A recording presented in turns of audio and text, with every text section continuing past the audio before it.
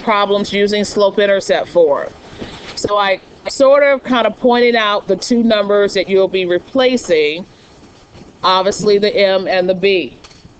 The m represents like your slope. Another name for slope is rate of change, so you might want to write that down.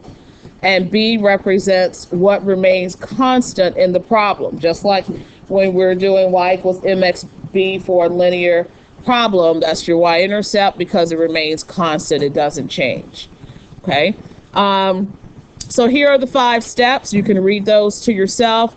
The most important one, besides the first 3, number 4 says you're going to be looking for that rate of change by looking for words that might say per or each, hour, things like that, because that's where your rate of change will occur. The B is what's going to be like maybe a flat fee in the problem, what remains constant. Okay, so take a look at the first example.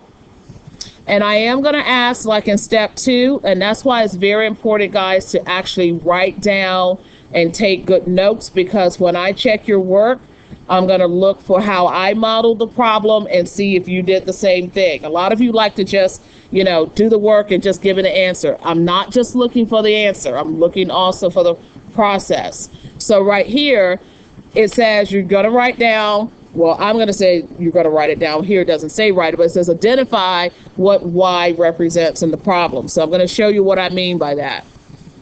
It says you and your 3 friends, you wanted to rent a limo for prom. The limo costs a fee of $50 plus $200 per hour.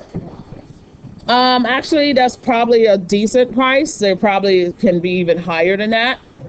But yes, for a limousine. So $200 per hour will, of course, be your rate of change, because based on how many hours you rent the limousine, of course, will affect your total cost.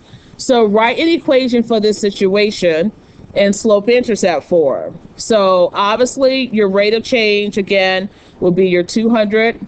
And then this is what I want you to do. So this is where you got to really pay close attention. Okay, because you're going to tell me what the variables represent in the problem. So here I have y will be your total cost.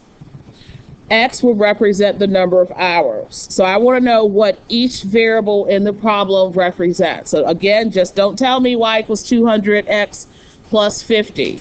Okay, I want to see 200x plus 50. Tell me what the y would then equal to and what the x in the problem represents. Okay, so those are the 2 things I'm going to be looking for. Now, the extension or the question is, you and your 3 friends, you have $300, so that's a total of $1,200. So how many hours can you afford to rent the limo? And of course, you're using the equation that you just wrote. So total cost, so that's how I know where to put the 1,200. So 1,200 would equal to 200x plus 50. And since I'm trying to find out how many hours, that means I'm solving for x. So this is where you want to go ahead and solve this equation for x. I don't have it solved out up here. That part you're doing on your own. I know everyone knows how to solve a 2-step equation. So go ahead and solve for x. And like I said, there are little calculators at your table. Okay, or you can share the answer with someone at your table. Once you work it out, okay, solve for x. You probably came up with 5.75 hours, but again, we're going to call that 5 hours and 45 minutes. That's what you would write on your paper. Okay, I'm not putting that up here. That's what you would write down. All right, let's look at this situation here.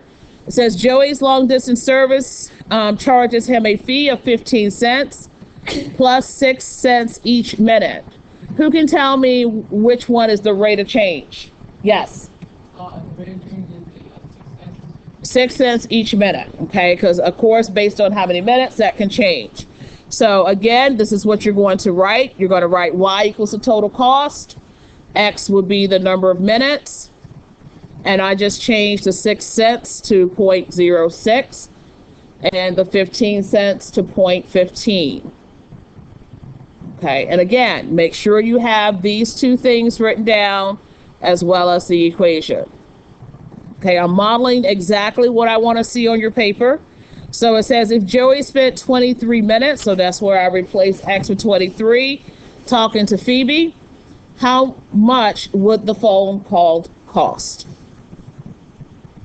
So after a while, you guys will probably figure out who these characters are. We got Joey, we got Phoebe, we're going to have Chandler on the other page, and we're going to have Rachel. Who are these people? Friends. All right, these are the characters from Friends.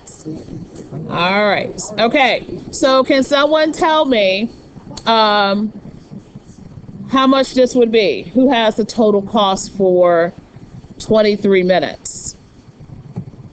Okay, yes. All right, so about $1.53 for that one. All right, so I'm going to stop there, and this is where you're going to continue with pages 33 and 34. They're pretty much all are to set up the exact same way with which number is your rate of change and which number is your slope. On this page here, the only one you don't have to do is this one right here, so just put an X on number 8. Okay, so you don't need to do number 8. Okay. All right, so pages 33 and 34 for today.